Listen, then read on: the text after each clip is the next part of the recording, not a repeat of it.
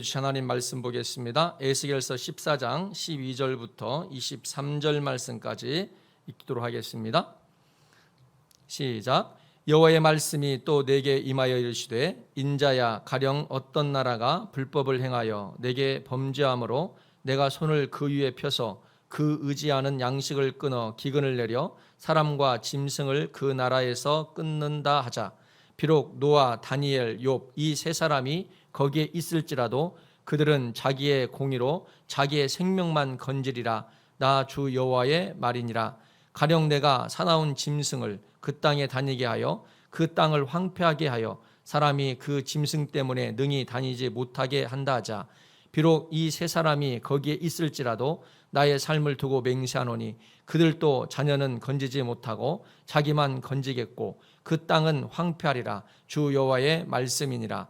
가령 내가 칼이 그 땅에 임하게 하고 명령하기를 가라 그 땅에 돌아다니라 하고 내가 사람과 짐승을 거기에서 끊는다 하자. 비록 이 세 사람이 거기에 있을지라도 나의 삶을 두고 맹세하노니 그들도 자녀는 건지지 못하고 자기만 건지리라. 나 주 여호와의 말이니라. 가령 내가 그 땅에 전염병을 내려 죽임으로 내 분노를 그 위에 쏟아 사람과 짐승을 거기에서 끊는다 하자. 비록 노아, 다니엘, 욥이 거기에 있을지라도 나의 삶을 두고 맹세하노니 그들도 자녀는 건지지 못하고 자기의 공의로 자기의 생명만 건지리라. 주 여호와의 말씀이니라. 주 여호와께서 이같이 이르시되 내가 나의 네 가지 중한 벌 곧 칼과 기근과 사나운 짐승과 전염병을 예루살렘에 함께 내려 사람과 짐승을 그 중에서 끊으리니 그 해가 더욱 심하지 아니하겠느냐. 그러나 그 가운데에 피하는 자가 남아 있어 끌려 나오리니 곧 자녀들이라. 그들이 너희에게로 나오리니 너희가 그 행동과 소행을 보면 내가 예루살렘에 내린 재앙 곧 그 내린 모든 일에 대하여 너희가 위로를 받을 것이라. 너희가 그 행동과 소행을 볼 때에 그들에 의해 위로를 받고 내가 예루살렘에서 행한 모든 일이 이유 없이 한 것이 아닌 줄을 알리라. 주 여호와의 말씀이니라. 아멘. 구원은 어떻게 이루어집니까? 라는 제목으로 말씀을 좀 나누려고 합니다.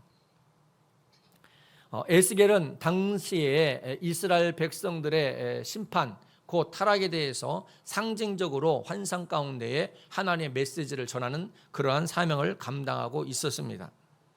오늘 말씀을 보면 당시의 유다 백성들은 예루살렘 멸망과 바벨론 포로라는 심판 앞에서도 여전히 회개를 하지 않고 있었다는 것입니다. 백성들은 이런 생각을 갖고 있었어요. 의로운 몇 사람이 있으면 나라 전체가 구원받을 수 있다.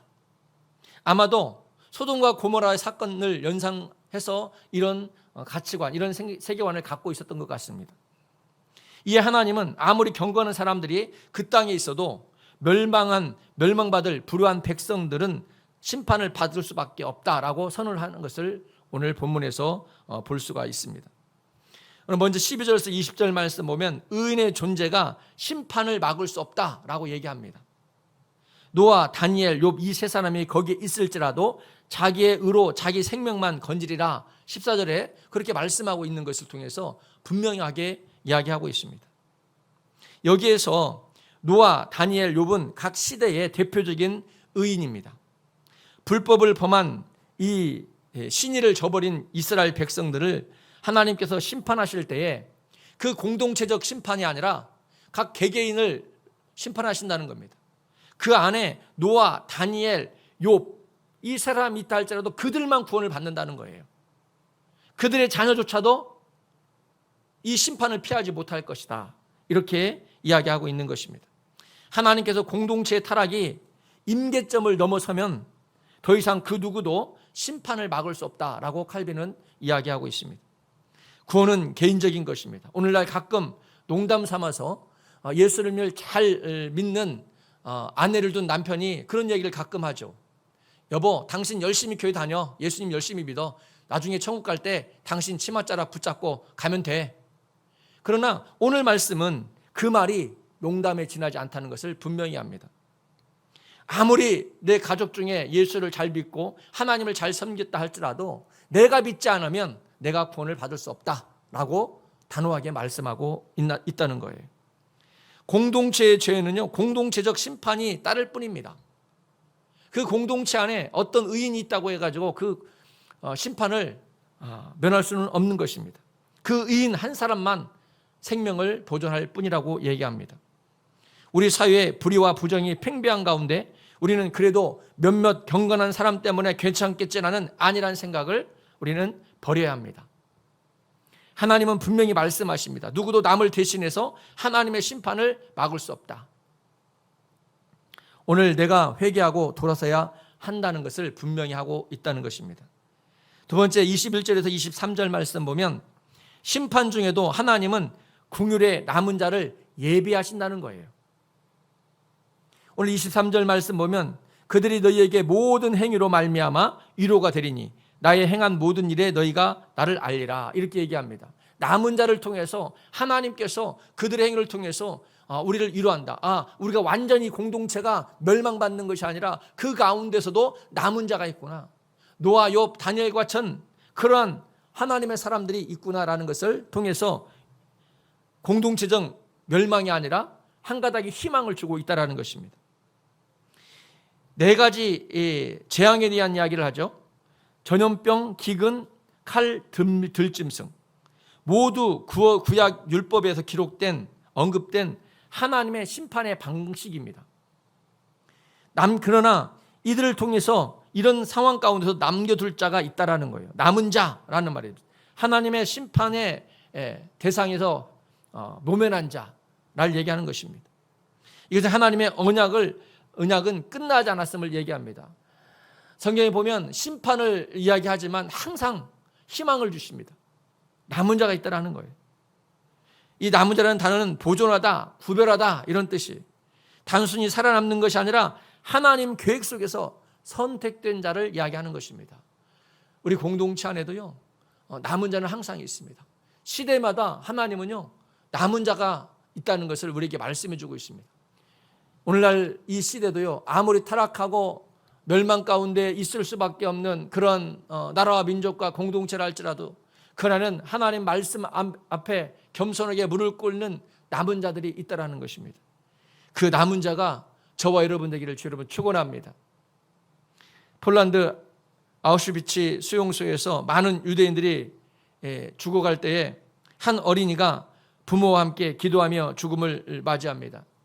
이후 살아남은 자들이 그의 순결한 신앙을 기억하면서 유대인의 회복에 대해서 기도하게 되는 것을 보게 됩니다.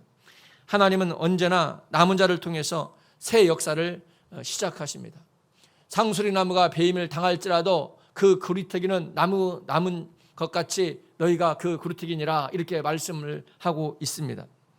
우리는 절망 중에도 하나님이 남은 자를 통해서 위로하시고 자신을 알리신다는 그 소망을 붙들어야 합니다. 우리 공동체가 아무리 힘들고 버거워도 항상 남은 자는 있습니다. 나는 지금 이 시대 속에서 남은 자로 부르심을 받은 자로 살아가고 있는가? 하나님은 개개인을 통해서 구원의 역사를 이루어 가십니다. 내 삶이 나라의 심판을 막을 수 없듯이 한 사람의 선행으로 한 사람의 경건함으로 공동체의 심판을 막을 수가 없습니다. 하나님 앞에 한 사람의 경건이 모두를 구원할 수 없듯이 우리는 모든 구원은 개개인의 삶과 경건에 따라 심판의 대상이 되기도 하고 심판을 모면하기도 합니다. 심판 속에서도 그러나 회개하는 자, 하나님 말씀을 붙드는 자에게 남은 자의 축복이 있는 것입니다. 이 시대에 하나님 앞에 경건하게 남은 자로 살아가는 저와 여러분 되기를 소망합니다. 오늘 나의 믿음은 공동체를 살릴 수 있는 순종의 씨앗입니까? 아니면 회피의 핑계입니까? 우리 다시 한번 생각해 보고 나를 통해서 하나님 남은 자로 쓰임 받는 저와 여러분 되기를 주의 이름으로 축원합니다.